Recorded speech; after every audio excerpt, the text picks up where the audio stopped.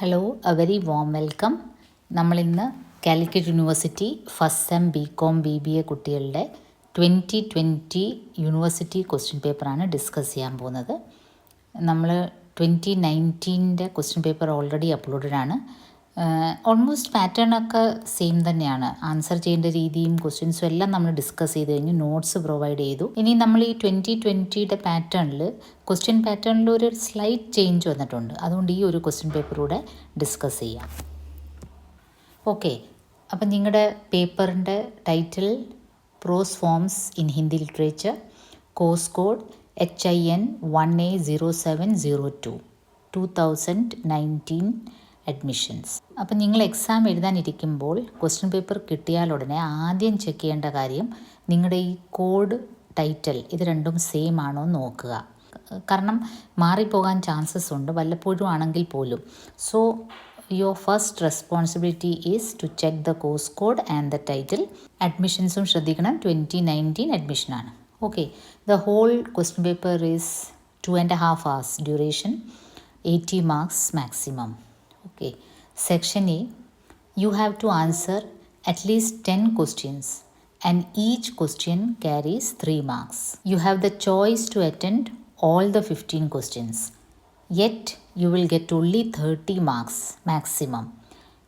10 question attend ചെയ്താൽ മതി. ഒരു ക്വസ്റ്റ്യന് 3 മാർക്ക് വെച്ച് 30 മാർക്ക് നിങ്ങൾക്ക് സ്കോർ ചെയ്യാം. പിന്നെ സമയമുള്ളവർ 10 ക്വസ്റ്റ്യൻസ് പൂർണ്ണമായിട്ടും കോൺഫിഡൻസോടെ എഴുതാൻ പറ്റാത്തവർ വേണേൽ ബാക്കി 5 കൂടെ ആൻസർ ചെയ്യാം. അതെന്താണെന്ന് വെച്ചാൽ ഓരോ ക്വസ്റ്റ്യനും പാർട്സ് കാണും, 2 പാർട്സ് കാണും. ഒരു ക്വസ്റ്റ്യനിൽ തന്നെ 2 പാർട്ട് കാണും. അപ്പോൾ ചിലർക്ക് ചിലപ്പോൾ ഒരു ക്വസ്റ്റ്യൻ്റെ ഒരു പാർട്ട് അറിയാം, രചനാക്കാരാരാന്നറിയാം, പക്ഷേ ബാക്കി ഭാഗം അറിയില്ലായിരിക്കും. അപ്പോൾ അങ്ങനെ ഡൗട്ടുള്ളവർ വേണമെങ്കിൽ ബാക്കി 5 ക്വസ്റ്റ്യൻസും നിങ്ങൾക്ക് ഒക്കുന്ന രീതിയിൽ അറ്റൻഡ് ചെയ്യുക. എനിവേ ടോട്ടൽ മാർക്സ് 30-നപ്പുറം നിങ്ങൾക്ക് സ്കോർ ചെയ്യാൻ പറ്റില്ല. നല്ലപോലെ പ്രിപ്പയർ ചെയ്തിട്ടുണ്ട് നിങ്ങൾ. വീഡിയോസ് കണ്ടിട്ടുണ്ട്, ടെക്സ്റ്റ് വായിച്ചിട്ടുണ്ട്, revision previous year question paper session നോക്കിയിട്ടുണ്ട്, നോട്ട്സ് നോക്കിയിട്ടുണ്ട്. അങ്ങനെയുള്ളവർക്ക് ഈ സെക്ഷൻ A നിഷ്പ്രയാസം 30 മാർക്ക് സ്കോർ ചെയ്യാം. ഹിന്ദി ക്വസ്റ്റ്യൻ പേപ്പർ ഒരിക്കലും ചതിക്കില്ല. വളരെ സിമ്പിൾ സ്ട്രെയിറ്റ് ഫോർവേഡ് ക്വസ്റ്റ്യൻസ് ആണ്. ഈ ഒരു ക്വസ്റ്റ്യൻ പേപ്പർ കാണുമ്പോൾ നിങ്ങൾക്ക് മനസ്സിലാവും. 2019 ക്വസ്റ്റ്യൻ പേപ്പറിൽ നിന്ന് ഒരു മാറ്റം വന്നിരിക്കുന്നത്, ഈ സെക്ഷൻ Aയിലെ ഓരോ ക്വസ്റ്റ്യനും പണ്ട് 2 marks ആയിരുന്നു, ഇപ്പോൾ അത് 3 marks ആക്കിയിട്ടുണ്ട്. ദാറ്റ് മീൻസ് നിങ്ങൾക്ക് അല്പം കൂടെ ഒന്ന് എഴുതണം. 3 marks ക്വസ്റ്റ്യൻസ് ആണ്. Okay, so we will move straight away to section A. So first question, Razia കാ ലേഖക് കോൺ ഹെ? റസിയ കിസ് വിധാ കി രചന ഹെ? നോക്കൂ, വളരെ സ്ട്രേറ്റ് ഫോർവേഡ് ക്വസ്റ്റ്യൻ ആണ്. റസിയ കാ ലേഖക് കോൺ ഹെ? നമുക്കറിയാം രാം വൃഷ ബേനിപുരിയാണ് റസിയ കാ ലേഖക്. അത് ഏത് വിധാക്കി രചന ഹെ? ഈ വിധ എല്ലാത്തിൻ്റെയും ചോദിക്കും. ഈ 8 ചാപ്റ്റേഴ്സിൻ്റെയും ഓതറും വിധായും പഠിച്ചു വെച്ചാൽ തന്നെ നിങ്ങൾക്ക് ഇതിൽ നിന്ന് പാതി മാർക്ക് സ്കോർ ചെയ്യാം. വളരെ സിമ്പിളാണ് സെക്ഷൻ A. സോ റസിയ കാ ലേഖക് രാം വൃഷ ബേനിപുരി ഹെ ഓർ യെ വിധ കോൺസി ഹെ? രേഖാചിത്ര. 3 marks ക്വസ്റ്റ്യനാണെന്ന് ഓർമ്മ വേണം. ജസ്റ്റ് രാം വൃഷ ബേനിപുരിയും രേഖാചിത്രം എഴുതാതെ you write it in full sentence. Okay, whatever you know about that, ആ ഓതറിനെ പറ്റി കുറച്ചുകൂടെ എഴുതാൻ പറ്റുമെങ്കിൽ അത്രയും നല്ലത്. Okay, so second question, Ganga ആര്യ ജാതി കി മാ ക്യോं कहलाती है? അപ്പോൾ കാക്ക കാലേൽക്കറിൻ്റെ നിബന്ധ് ഗംഗാ മയ്യയിൽ നിന്നാണ്. ക്വസ്റ്റ്യനിൽ തന്നെ ഗംഗ പേരുണ്ട്, ഗംഗാ മയ്യയിൽ നിന്നാണ് നമുക്ക് ഇൻഡിക്കേഷൻ കിട്ടി. അപ്പോൾ ഗംഗ വേറെ ഒന്നും ചെയ്തില്ല, ഭീഷ്മന് ജന്മം മാത്രം നൽകി. ആ ഒരു പദവി കൊണ്ട് മാത്രം തന്നെ ഗംഗെ ആര്യ ജാതി കി മാതാ കെ തൗർ പർ വോ പ്രഖ്യാത് ഹോത്തി. ആ എസ്സേ തുടങ്ങുന്നത് തന്നെ ആ സെൻറ്റൻസിൽ നിന്നാണ്.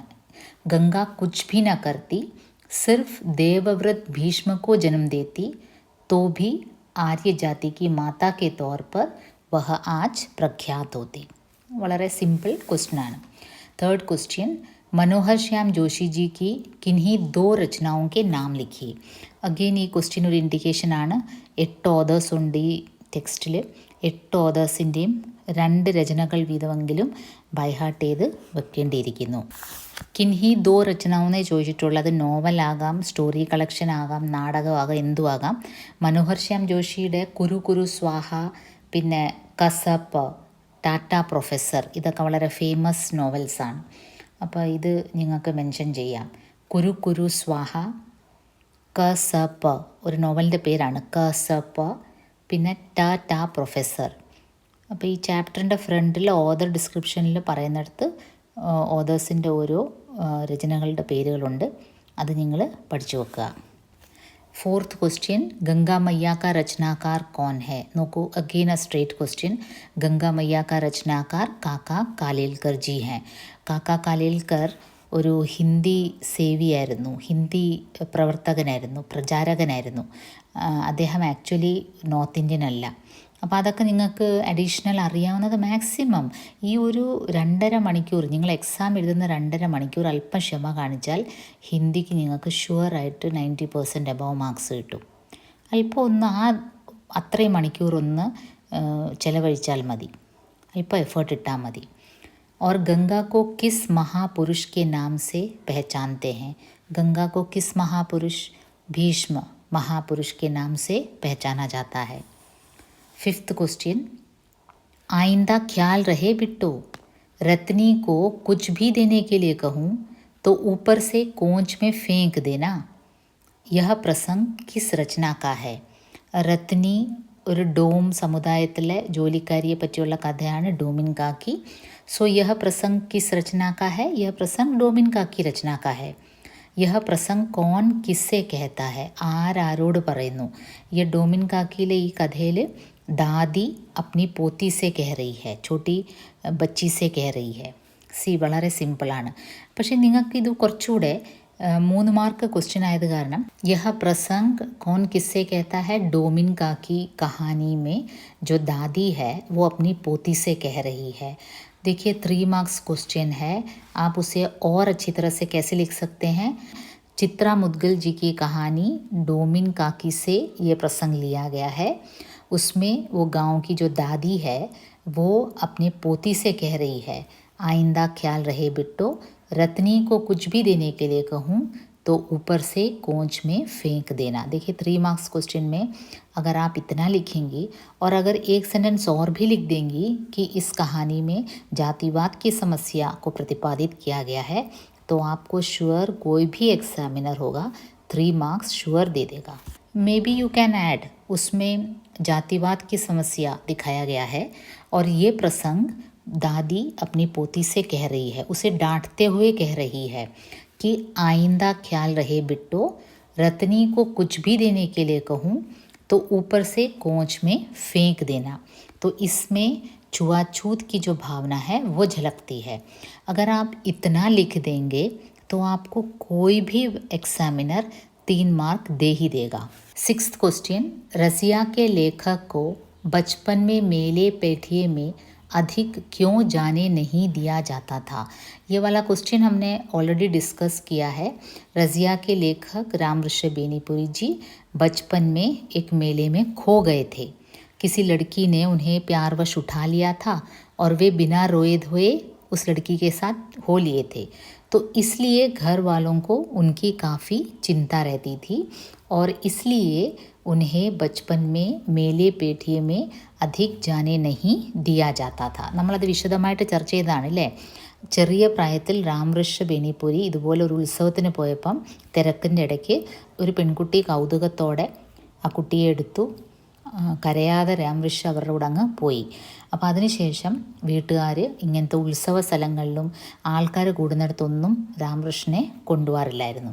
നെക്സ്റ്റ് ക്വസ്റ്റ്യൻ, സ്ത്രീ ജോ ഏക് ത്വചാ ഹെ കാ മുഖ്യ പ്രതിപാദ്യ ക്യാ ഹെ? പ്രതിപാദ്യം എന്ന് വെച്ചാൽ എന്തുവാണ് അതിൽ പ്രതിപാദിച്ചിരിക്കുന്നത്, എന്ത് ഇഷ്യൂ ആണ് അവിടെ റേസ് ചെയ്തിരിക്കുന്നത്. അപ്പോൾ സ്ത്രീ ജോ ഏക് ത്വചാ ഹേയിലെ മുഖ്യ പ്രതിപാദ്യ സ്ത്രീ കേവൽ ഒരു സൗന്ദര്യ വസ്തു അല്ല, है ना. സ്ത്രീ को चिंतन मनन करने की क्षमता होनी चाहिए. തൊലിപ്പുറത്തുള്ള ഒരു സൗന്ദര്യം മാത്രമല്ല സ്ത്രീ, स्त्री उससे भी आगे कुछ है. केवल एक वस्तु बनकर स्त्री को चित्रित नहीं किया जाना चाहिए, जो अक्सर विज्ञापनों में और मीडिया में किया जाता है. അപ്പോൾ അതാണ് സ്ത്രീ जो एक त्वचा है का मुख्य प्रतिपाद्य. 8th क्वेश्चन, हमको हमारा मम्मी बोला इंसान की सेवा ही यीशु की सेवा है. यह वक्तव्य किस रचना का है? इसका रचनाकार कौन है? देखिए വൺ മോർ സിമ്പിൾ ക്വസ്റ്റ്യൻ. ഈ ഡയലോഗ് ഏത് രചനയുടെയാണ്? Big dial ബच्चे. इसका रचनाकार कौन है? मनीषा कुलश्रेष्ठ. तो आप चाहे ऐड कर सकते हैं उन्हें बचाने के बाद, मतलब कि ये जो बच्चे हैं, 3 बच्चे युवा जो थे, उन्होंने रचनाकार की मदद की जब वो गिर गई थी रेलवे स्टेशन में. और जब बाद में पूछे जाने पर उस युवा ने कहा कि इंसान की सेवा ही यीशु की सेवा है, ऐसे हमारी मम्मी कहा करती है. इतना अगर आप लिख लेंगे तो sure 3 marks. Next question, 9th question. डोमिन काकी का रचनाकार कौन है? इसका मुख्य प्रतिपाद्य क्या है? നോക്കൂ, അടുത്തൊരു സിമ്പിൾ क्वेश्चन. डोमिन काकी का रचनाकार चित्रा मुदगल जी हैं और इसका मुख्य प्रतिपाद्य क्या है? जातिवाद की समस्या, और वो भी जातिवाद में छुआछूत की समस्या कि आदमी आदमी को छूने से हिचकता है, ये जाति व्यवस्था के अंतर्गत. 10th question. ऋषिकेश मुखर्जी के साथ 2.5 दिन का लेखक कौन है? देखो, again one simple question. Rishikesh Mukherjee के साथ 2.5 दिन का लेखक कौन है?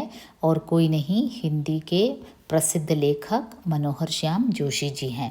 और ऋषिकेश जी कौन है? हिंदी के बहुत बड़े फिल्म निर्देशक, हिंदी के बहुत ही प्रसिद्ध फिल्म निर्देशक हैं ऋषिकेश मुखर्जी.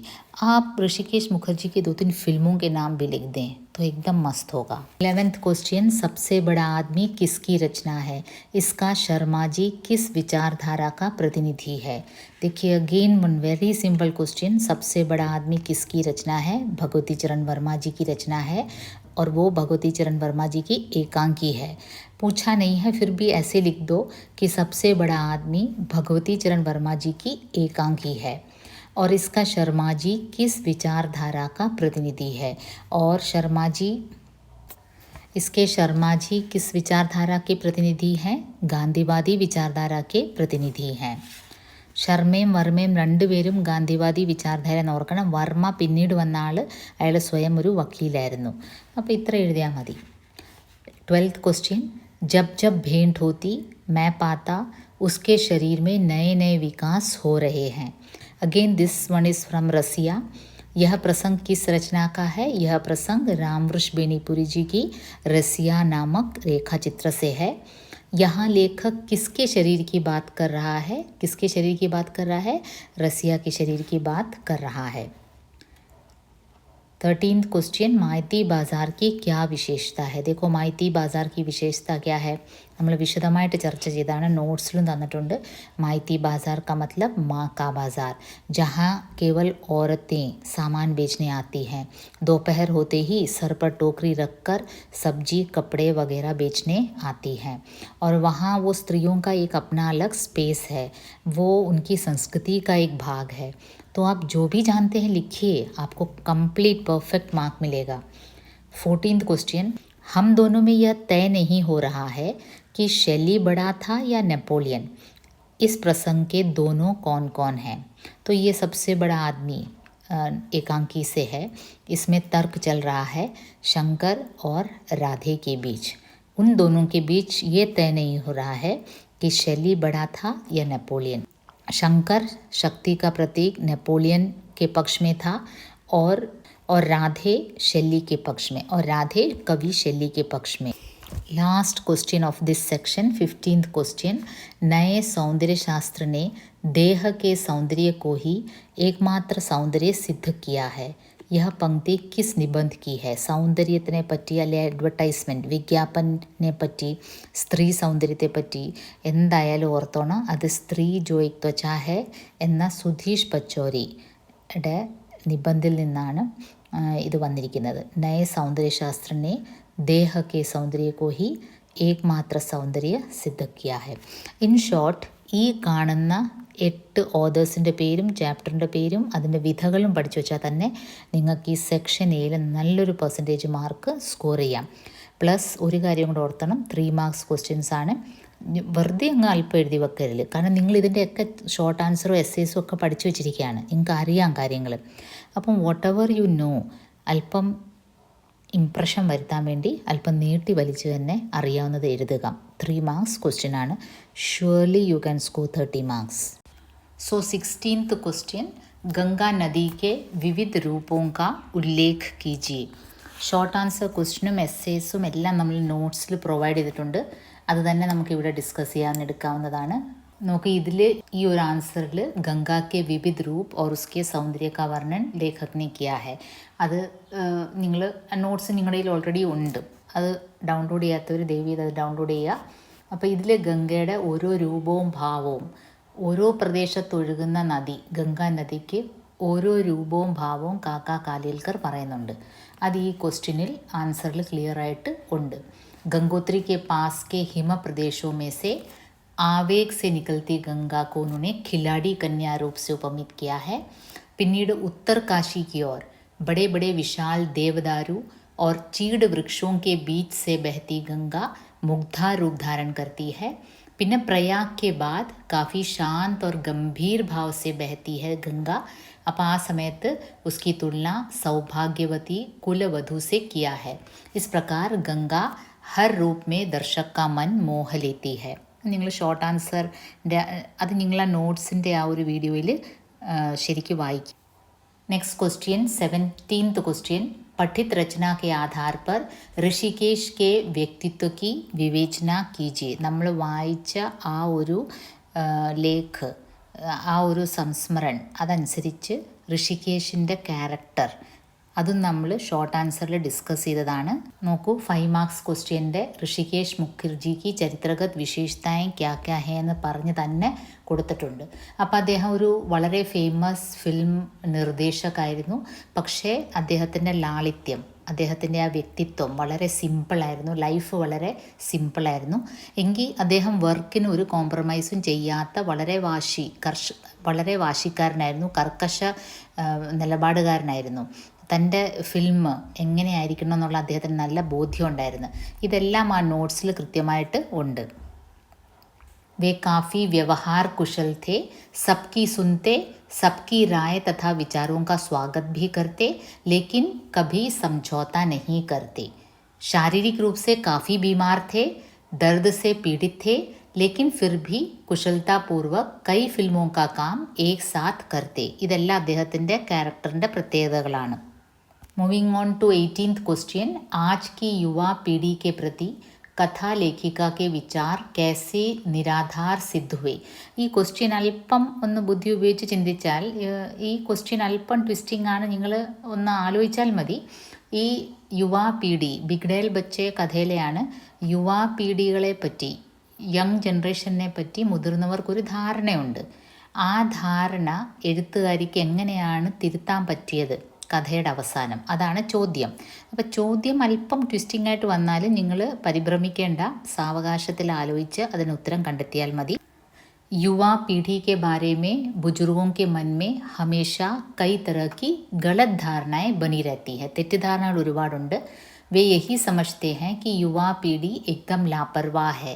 लापरवाह എന്ന് വെച്ചാൽ വെറും കെയർലെസ് ആണ്. बिना कोई जीवन लक्ष्य वाले हैं, स्वार्थी हैं, സെൽഫിഷ് ആണ്, ജീവിത ലക്ഷ്യമൊന്നും ഇല്ലാത്തവരാണ് യുവാക്കൾ. उनको लगता है कि युवाओं का हेयर स्टाइल, वस्त्र धारण करने का तरीका सब फालतू है. न अकल है न हिम्मत है, बस ഫാഷൻ और ദിഖാവ है. ഇത് മാത്രമേ ഉള്ളൂ. പക്ഷേ നമ്മുടെ ക്വസ്റ്റ്യൻ എന്താണ്? അവരുടെ ധാരണ എങ്ങനെയാണ് തിരുത്തിയത്? പക്ഷെ നമ്മുടെ ക്വസ്റ്റ്യൻ എന്തുവാണ്? ആ ലേഖികയുടെ യുവാക്കളെ പറ്റിയുള്ള ഈ തെറ്റിദ്ധാരണ എങ്ങനെയാണ് അവർക്ക് തിരുത്തിയത്? എങ്ങനെയാണ് ഒരു ട്വിസ്റ്റ് വന്നത്? എങ്ങനെയാണ് അവർക്ക് ആ ധാരണ മാറിയത്? അത് നമ്മൾ പറയണം. जब वो ट्रेन से गिरी थी तो यही युवा अपनी यात्रा ख़त्म करके उनकी सेवा के लिए, उनकी मदद के लिए नीचे उतरे और उनके साथ रहे. तब उन्हें पता चला कि युवा पीढ़ी के बारे में जो कुछ उन्होंने सोच रखा था एकदम गलत था. 19th question. बाजार ने एक तरह का देहवादी विचार खड़ा कर दिया है. स्त्री जो त्वचा है निबंध के आधार पर इस कथन की पुष्टि कीजिए. ക്വസ്റ്റ്യൻ എന്തുവാണ്? മാർക്കറ്റിൽ ഒരു ദേഹവാദി വിചാർ, ശരീരം മാത്രമാണ് പ്രാധാന്യം, ശരീരത്തിൻ്റെ തൊലിവെളുപ്പ്, നിറം, അതിൻ്റെ ഭംഗി, അതിന് മാത്രമാണ് ഇമ്പോർട്ടൻസ് എന്ന് ഒരു ധാരണ മാർക്കറ്റ് ക്രിയേറ്റ് ചെയ്തിട്ടുണ്ട്. മീഡിയയും മാർക്കറ്റും അഡ്വർടൈസ്മെൻറ്റും എല്ലാം കൂടി. അപ്പോൾ സ്ത്രീ ജോ ത്വചാ ഹെ നിബന്ധ കെ ആധാർ പർ ഇസ് കഥൻ കി പുഷ്ടി കീജിയെ. അത് നമ്മൾ വേറെ ഒന്നുമില്ല, സ്ത്രീ ജോയിക് ത്വചാഹെ മേ നിഹിത് വ്യംഗ്യ സംജായിയെ, അതിൽ ക്ലിയർ ആയിട്ട് അതിലെ കാര്യങ്ങൾ പറയുന്നുണ്ട്. ആജ്കൽ മീഡിയ ജഗത് और विज्ञापन जगत ने मिलकर एक नया देहवादी विमर्श खड़ा कर दिया है. वो क्या है? ये समूचा प्रसाधन तंत्र एकमात्र खाल तंत्र में तब्दील हो गया है. खाल तंत्र मीन्स തൊലിപ്പുറത്തുള്ള അതിന് അതിലേക്ക് അങ്ങ് മാറിയിരിക്കുകയാണ്. तब्दील हो गया है. नए सौंदर्य शास्त्र ने देह के सौंदर्य को ही एकमात्र सौंदर्य सिद्ध किया है. स्त्री देह से आगे कुछ भी नहीं है, ये सिद्ध किया है. അത് എഴുതിയാൽ മതി. ഓക്കെ. नेक्स्ट क्वेश्चन, रसिया के साथ लेखक की पहली भेंट का परिचय दीजिए. അത് നമ്മൾ ഷോർട്ട് ആൻസർ ടൈപ്പിൽ തന്നെ നമ്മുടെ നോട്ട്സിലുണ്ട്. लेखक की मुलाकात रसिया से उसके अपने घर में होती है जब नन्ही सी रसिया अपनी माँ के साथ उनके गांव चूड़ियाँ बेचने आई थी. लेखक भी उस समय नन्हा सा बालक था जो स्कूल से बड़ी खुशी के साथ दौड़ता हुआ घर पहुँचता है. അങ്ങനെ ആ ഒരു മുലാഖാത്ത്, ആ ഒരു കൂടിക്കാഴ്ച നമ്മൾ വിശദമായിട്ട് ചർച്ച ചെയ്തതാണ്. നിങ്ങളത് കണ്ടിരിക്കും. നെക്സ്റ്റ് ക്വസ്റ്റ്യൻ, ഡോമിൻ കാക്കി കഹാനിക്ക് സമീക്ഷ കീജിയെ. ഇവൺ ദിസ് വൺ ഡോമിൻ കാക്കിയുടെ സമീക്ഷ ചെയ്യുകയാണെങ്കിൽ, സമീക്ഷ എന്ന് വെച്ചാൽ ജസ്റ്റ് സംക്ഷേപിൽ കഥ എഴുതുകയല്ല, അതിലുള്ള സമസ്യകൾ, അതാണ് സമീക്ഷ. നമ്മളതിനെ ക്രിട്ടിക്കൽ അനാലിസിസ് ചെയ്യുന്നതിനെയാണ് സമീക്ഷ എന്ന് പറയുന്നത്. അപ്പം ഡോമിൻ കാക്കിയിൽ വേറെ ഒന്നുമല്ല, ജാതിവാദ് കി സമസ്യയാണ് ഏറ്റവും പ്രധാനമായിട്ട് നിൽക്കുന്നത്. അത് നമ്മൾ നോട്ട്സിൽ പറയുന്നുണ്ട്. ജോ ജാതിഗത് ഭേദ്ഭാവ് भारतीय समाज की केंद्रीय सच्चाई है. हमारा समाज हमेशा जाति के आधार पर ही सोचता और जीता है. ഇതെല്ലാം അതിൻ്റെ ഇതെല്ലാം ഡോമിൻ കാക്കിയുടെ സമീക്ഷയുടെ ഉള്ളിൽ വരും. Next question, 22nd question, Meghalaya की प्राकृतिक सुंदरता पर प्रकाश डालिए. നോക്കൂ, ചേറാപുഞ്ചി സെ ആയാ ഹൂ എന്ന ചാപ്റ്ററിലെ എസ്സേയിൽ ഞാൻ കൃത്യമായിട്ട് അതിൻ്റെ 4 ഡിവിഷൻസ് ആയിട്ട് തന്നെ കൊടുത്തിട്ടുണ്ട്. അതിൻ്റെ ഭൗഗോളിക് വിശേഷത എന്ന് വെച്ചാൽ അതിൻ്റെ ജോഗ്രഫിക്കൽ പ്രത്യേകതകൾ, പിന്നെ പ്രാകൃതിക് വിശിഷ്ട, സാമാജിക് സംരചന, സാംസ്കൃതിക് വൈഭവ്. സോ അതിൻ്റെ എസ്സേയുടെ ആ ഒരു പ്രാകൃതിക് വിശിഷ്ടത മാത്രമായിട്ട് നിങ്ങൾക്ക് ഷോർട്ട് ആൻസറിൽ എഴുതാം. ആ എസ്സിനെ അങ്ങനെ ഡിവൈഡ് ചെയ്ത് തന്നിരിക്കുന്നതിൻ്റെ ഉദ്ദേശം തന്നെ അതാണ്.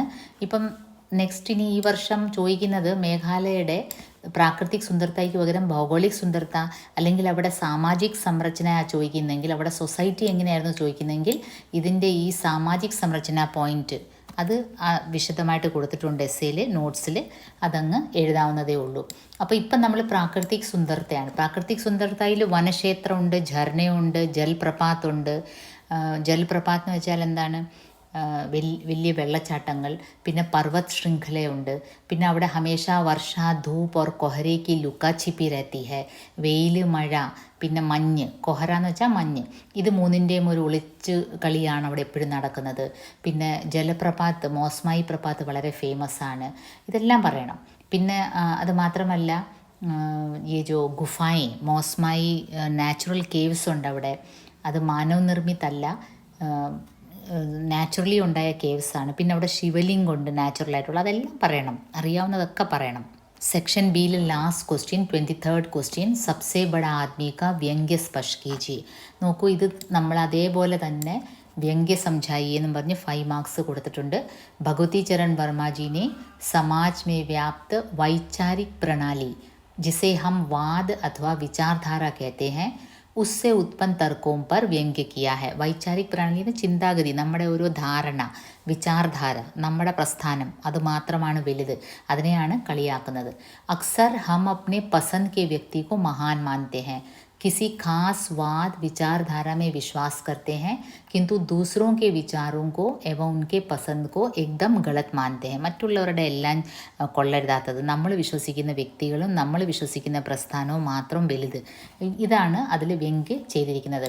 സോ ഫൈനലി നമ്മൾ ഈ സെക്ഷൻ ബിയിൽ നമുക്ക് you have to answer only 5 questions, but they have given 8 questions. അപ്പോൾ ദാറ്റ് മീൻസ് 3 ക്വസ്റ്റ്യൻ നിങ്ങൾക്ക് അവോയ്ഡ് ചെയ്യാം. സോ സെക്ഷൻ ബിയിൽ നിങ്ങൾക്ക് 5 ക്വസ്റ്റ്യൻ എഴുതിയാൽ മതി. 8 ക്വസ്റ്റ്യൻ തരുന്നുണ്ട്. That means you can avoid 3 questions. അപ്പോൾ ഇതിൽ നിങ്ങൾക്ക് 8ഉം എഴുതാനുള്ള ഓപ്ഷൻ അവർ തരുന്നുണ്ട്. പക്ഷേ അതൊരു ഉചിതമായ തീരുമാനമായിരിക്കില്ല. കാരണം ഷോർട്ട് ആൻസർ ക്വസ്റ്റ്യന് നന്നേ വലുതായിട്ട് തന്നെ എഴുതണം, അത്യാവശ്യം വലുതായിട്ട് തന്നെ എഴുതണം. 6 മാർക്ക് ക്വസ്റ്റ്യനാണ്. സോ ഇത് എക്സ്ട്രാ എഴുതി സമയം കളയുന്നതിനേക്കാളും നല്ലത് എഴുതുന്ന 6 ആദ്യമേ പോയിൻ്റ് ഔട്ട് ചെയ്യുക, ഏതൊക്കെയാണ് നിങ്ങൾ കംഫർട്ടബിൾ, ആ 6 നല്ല വിശദമായിട്ട് എഴുതുക. അല്ലാതെ എക്സ്ട്രാ എഴുതി സമയം കളയണ്ട. പക്ഷേ സെക്ഷൻ എയിൽ 3 മാർക്സ് ക്വസ്റ്റ്യൻസ് വേണമെങ്കിൽ നിങ്ങൾ അധികം അറ്റൻഡ് ചെയ്യുക. കാരണം മാക്സിമം നിങ്ങൾക്ക് നിങ്ങളുടെ എനർജി, നിങ്ങളുടെ 10 മാർക്സ് എസ്സേ 2 എഴുതാനുണ്ട്, അതിന് മാക്സിമം എഴുതണം. പിന്നെ ഈ ഷോർട്ട് ആൻസറും മാക്സിമം എഴുതണം. അപ്പോൾ അതുകൊണ്ട് നിങ്ങൾ ആദ്യമേ പോയിൻ്റ് ഔട്ട് ചെയ്യുക, നിങ്ങൾ ആദ്യമേ ചിന്തിച്ച് വെക്കുക ഏത് 5 നിങ്ങൾ എഴുതേണ്ടതെന്നുള്ള 5 എഴുതിയാൽ മതി. എഴുതുന്നത് ഭംഗിയായിട്ട് എഴുതുക.